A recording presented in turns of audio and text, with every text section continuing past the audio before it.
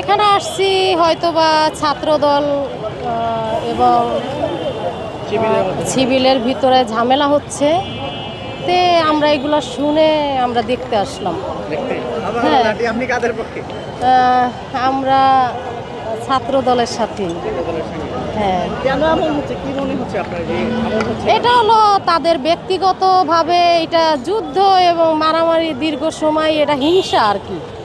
হিংসা জিনিসটা আসলে থাকা তাদের উচিত ছিল না। আর দেখা যায় যে এটা হিংসার ভিতরে একটা মানে পরিবর্তন দেখা যাচ্ছে, যে তারা দীর্ঘ সময় আমাদের তারেক রহমানরে অনেক পরাজয় করতে চেয়েছিল।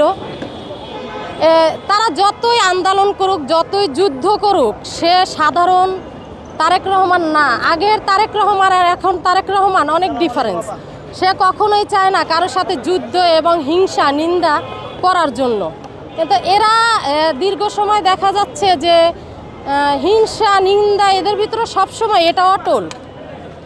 আর তারেক রহমানরে কখনোই তারা যে পরাজিত করবে বা তাদেরকে নত করবে, এটা কখনোই তাদের সম্ভব হবে না। আর তারা যেই মানে পরিচালনা করে রাস্তায় নেমেছে, এটা তো ভুল তাদের। আসলে তারেক রহমান তো কাঁচা বেঁধেই নেমেছে। সে চাচ্ছে হিংসা দণ্ডর রাজনীতি করার জন্য না, সে চাচ্ছে জনগণের পাশে এবং জনগণের সন্তান হয়ে তাদের পাশে থাকার জন্য। আচ্ছা, এখন আপনারা কি করবেন? যে মাঠে আপনি এসেছেন, এখন কি করবেন?